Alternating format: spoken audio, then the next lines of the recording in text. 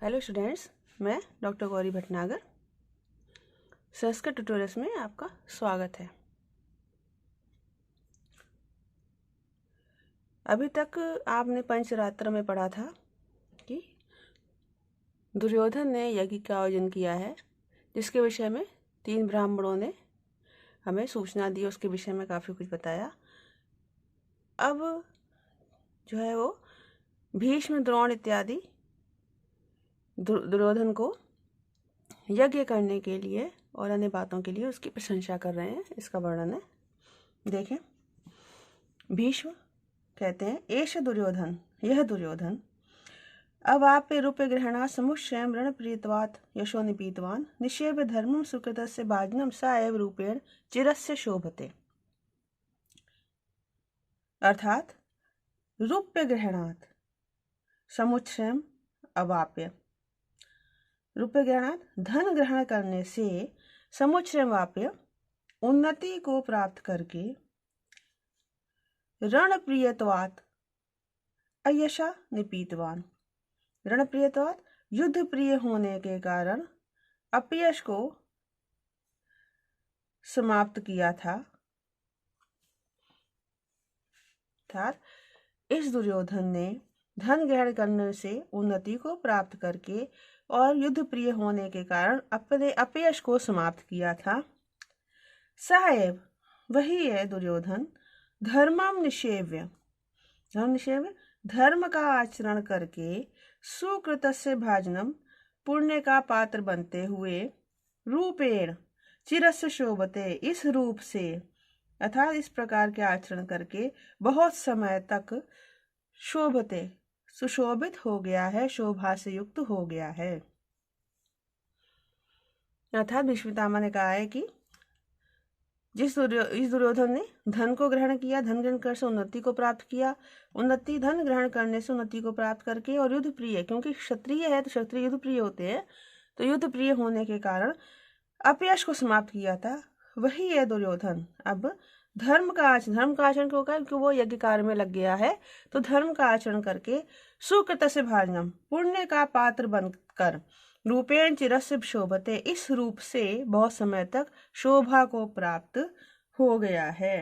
अर्थात पहले तो उसने राजाओं से धन लिया कर के रूप में और फिर अपना जो कोष था उसको बढ़ाया, फिर युद्ध के प्रति युद्ध प्रिय होने के कारण उसने अपने अन्य अपयशों को दूर किया और अब इतना विशाल यज्ञ करके धर्म के कार्य करने में लग गया है।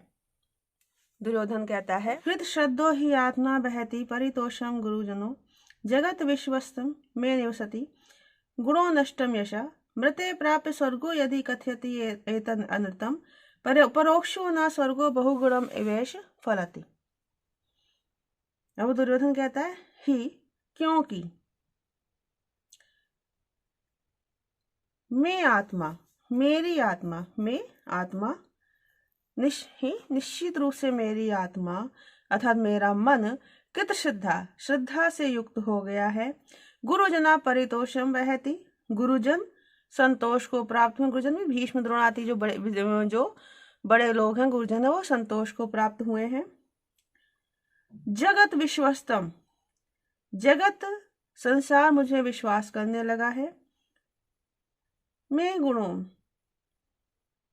मेरे गुण निवसति, मुझ में निवास करने लगे हैं। नष्टमयशा, मेरा अपयश जो है वो नष्ट हो गया है। तो यत इह, जो इह माने इस लोक में, जो यहाँ पर इस लोक में लोकहा लोग मृत स्वर्गम प्राप्त, मरने के पश्चात यथा मृत जनों के द्वारा स्वर्ग प्राप्त करने योग्य कथयति, ऐसा कहते हैं, एतद अनृतम, वह झूठ है। अर्थात मैं तो यहीं पर जीवित में ही मैंने स्वर्ग को प्राप्त कर लिया है। तो जो लोग ये कहते हैं कि मृत जनों के द्वारा स्वर्ग प्राप्त किया जाता है, वह झूठ है। स्वर्गा परोक्षो ना, स्वर्ग परोक्ष नहीं है, परंतु ऐशा यह बहुगुणम फलति, यह यहीं पर, ऐशा यह स्वर्ग जो है यहीं पर था पृथ्वी पर ही अनेक गुणों के रूप में फल प्रदान करता है। दुर्योधन का कहने का तात्पर्य है कि मेरा मन अब प्रसन्न हो गया है क्योंकि मैंने इतने यज्ञ आदि कार्य कर लिए हैं, और जो मेरे गुरुजन है वो मेरे इन कार्यों से बहुत अधिक प्रसन्न है, संतुष्ट हैं। और जो मेरा संसार था, प्रजा है, उसमें भी मेरे दान आदि कार्यों के द्वारा विश्वास उत्पन्न हो गया है मुझ में, और मेरे अंदर इस प्रकार अनेक गुणों का निवास हो गया है। इस प्रकार से मेरा जो अपयश था, कौन सा जुआ आदि खेलने का, और इस प्रकार का जो अपयश था वो नष्ट हो गया है इन कार्यों से। तो जो लोग ये कहते हैं कि मरने के बाद स्वर्ग प्राप्त होता है, मरे हुए लोगों को, मृतजनों को स्वर्ग मिलता है, वो गलत है। मुझे तो यही स्वर्ग प्राप्त हो गया है। कहता स्वर्ग जो है परोक्ष मीन्स दूर नहीं है, परोक्ष नहीं है, बल्कि पृथ्वी पर ही अनेक गुणों के रूप में प्राप्त होता है। कहता है क्योंकि मेरी आत्मा श्रद्धा से युक्त हो गई है, गुरुजन मेरे संतुष्ट हो गए हैं, संसार के द्वारा मुझे विश्वास उत्पन्न हुआ है, मेरे अंदर गुणों का निवास हुआ है, और अपयश नष्ट हो गया है। तो जो कहते हैं कि इस लोक में अर्थात पृथ्वी पर मृत जनों को स्वर्ग प्राप्त होता है, संसार मृत जनों को स्वर्ग प्राप्त होता है, जो ऐसा कहते हैं वह झूठ है, गलत है। स्वर्ग परोक्ष नहीं है, बल्कि अनेक गुणों के रूप में ही यहाँ पर फल प्रदान करता है, इस पृथ्वी पर फल प्रदान करता है।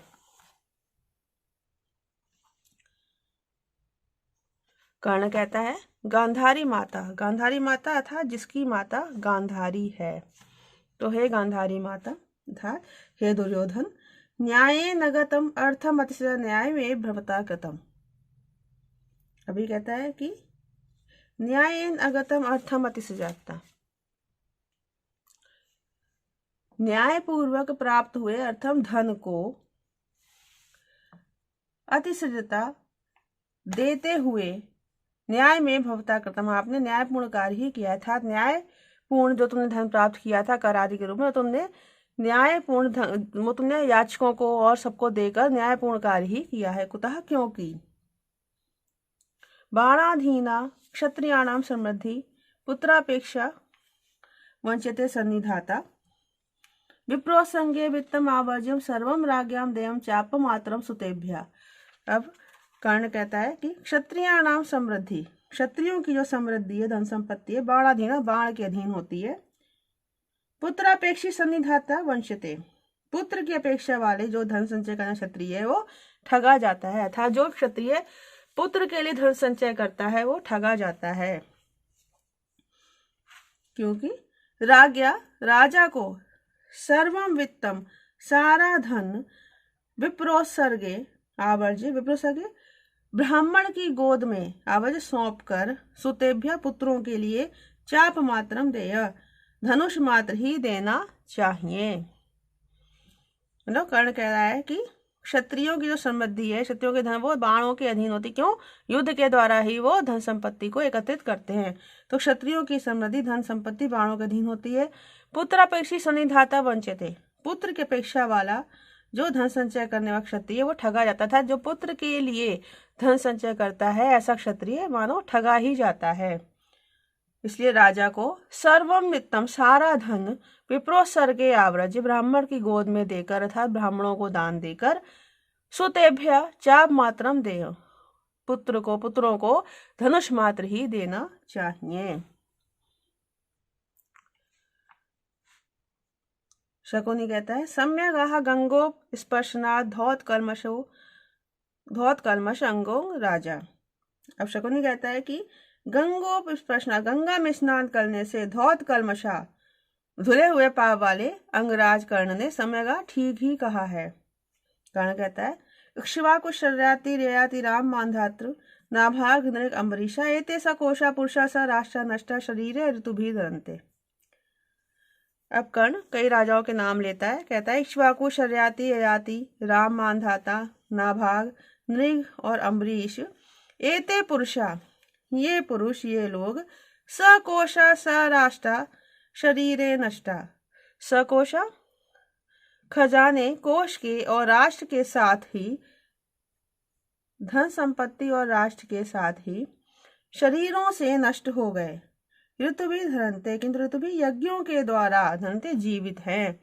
अर्थात ये सभी राजा जिनके नाम बताएं, श्वाकुश, शर्याति, याति, राम, मांधाता, नाभाग, नृग और अम्बरीश आदि, ये सभी पुरुष कोश सहित और राष्ट्र सहित शरीरों से नष्ट हो गए। अर्थात क्योंकि शरीर नश्वर है तो उनके शरीर नष्ट हो गए हैं, किंतु ऋतुविद धरंते, किंतु यज्ञ के रूप में अभी भी जीवित है। इन्होंने इतने यज्ञ किए हैं कि इनके नाम अभी भी जीवित हैं। सारे कहते हैं गांधारी माता, यज्ञ समाप्त्या दिष्ट्या भगवान वर्धते, यज्ञ की समाप्ति से सौभाग्य से, दिष्ट्या भाग्य सौभाग्य से आप वृद्धि को प्राप्त हुए हैं। कहते हैं अनुग्रहित अस्मि भो आचार्य अभिवादे, मैं अनुग्रहित हुआ है आचार्य, आपका अभिवादन करता हूँ। द्रोण कहते हैं एहि पुत्र आओ पुत्र अयम अक्रमा, यह क्रम नहीं है। तो कहता अथसा कहा क्रमा, तो फिर क्रम क्या है। द्रोणाचार्य कहते हैं किम न पश्यति भवान, क्या आप नहीं देखते हो, दैवतम मानुषी भूत में तावन नमस्यताम अहम नाचरणम मन्ये भीष्म उत्क्रमे वंदितुम। अब वो द्रोणाचार्य कहते हैं कि एष मानुषी भूतम, ये मानुषी भूतम मनुष्य के रूप में, एष कौन, ये भीष्म पितामह, मानुषी भूतम मनुष्य के रूप में स्थित दैवतम देवता हैं, तावत नमस्यताम, तो इन्हें नमस्कार प्रणाम करो, नमस्कार करो, अहम मैं, भीष्मम अतिक्रम्य भीष्म को लांघकर, भीष्म का अतिक्रमण करके, वंदितुम आचरण ना मन्ये, भीष्म का अतिक्रमण करके प्रणाम को उचित व्यवहार नहीं मानता हूँ। द्रोणाचार्य कह रहे हैं कि ये मनुष्य रूप में से देवता हैं, तो पहले इन्हें प्रणाम करो, इनका अतिक्रमण करके इनको छोड़कर मैं अपने आप को प्रणाम किया जाना उचित नहीं मानता हूँ। ऐसा क्यों किया द्रोणाचार्य ने, क्योंकि भीष्म पितामह जो है 8 वसुओं में से 8वें वसु थे, जो वसु देवता माने जाते हैं, देवता हैं, उनमें से 8वें वसु थे भीष्म पितामह, जिनके जन्म के बारे में आपको पता ही होगा कि गंगा के गर्भ से इनका जन्म हुआ था, 8 वसुओं का, जिनको कि जो श्राप मिला हुआ था पृथ्वी पर जन्म लेने के लिए। तो गंगा जो कि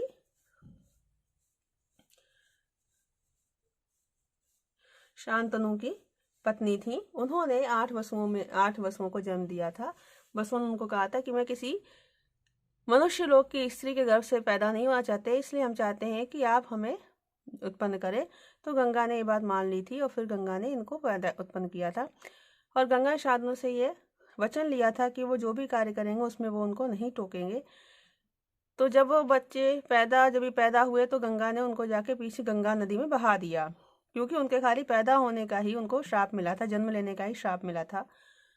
इस प्रकार 7 पुत्रों को बहाने के बाद जब 8वें पुत्र था, 8वें वसु की बारी आई, तो शांतनु ने गंगा को टोक दिया कि मेरे पुत्रों को इस प्रकार नदी में मत बहाओ, क्योंकि शांतनु को कुछ पता नहीं था। तब गंगा ने कहा था कि ठीक है, मैं इस पुत्र को नहीं बहाऊंगी। गंगा ने फिर सारी कहानी शांतनु को सुनाई और कहा आपने मुझे यहाँ पर टोक दिया है तो मैं आपके साथ नहीं रहूंगी, और मैं आपके इस पुत्र को लेकर देवलोक जा रही हूँ, जहाँ पर मैं इसका पालन पोषण करूंगी और फिर इसको सही विद्या में पारंगत करके आपको वापस करूंगी। इस प्रकार भीष्म पितामह 8वें वसु अर्थात देवता थे।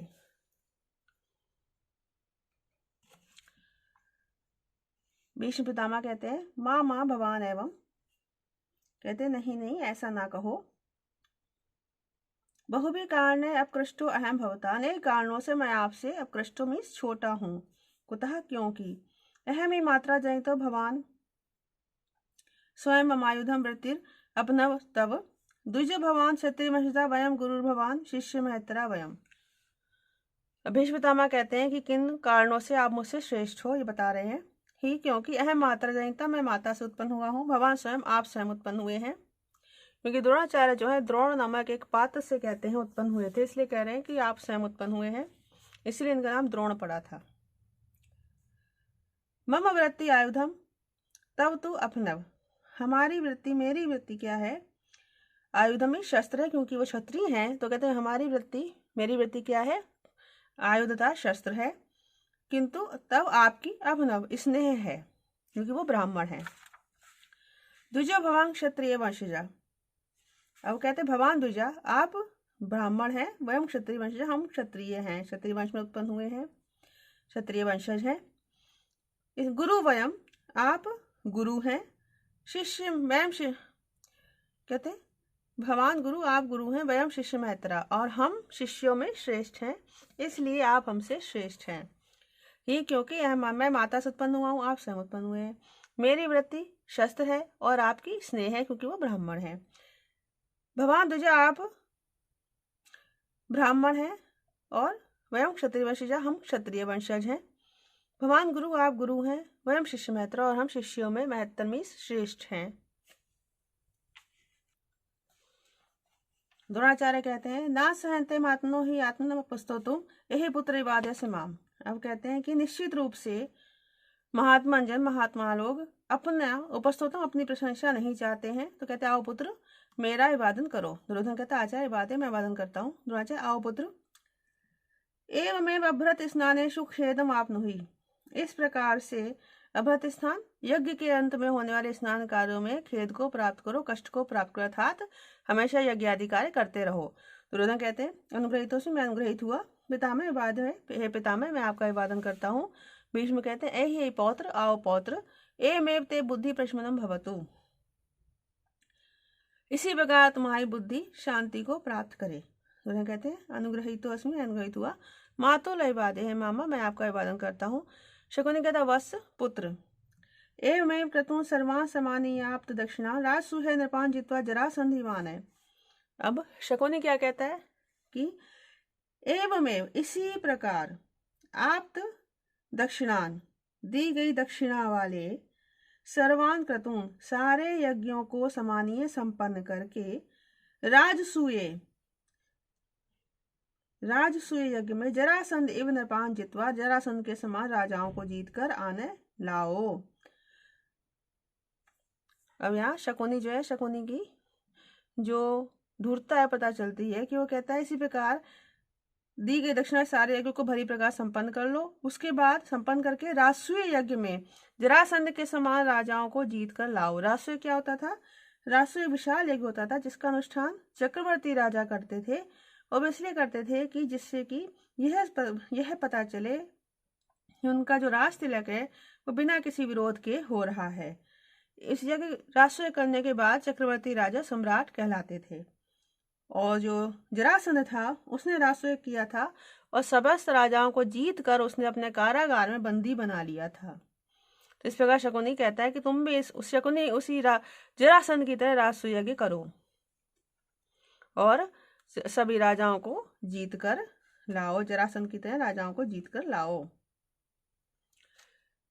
इस वीडियो में इतना ही। साथ बने रहने के लिए धन्यवाद।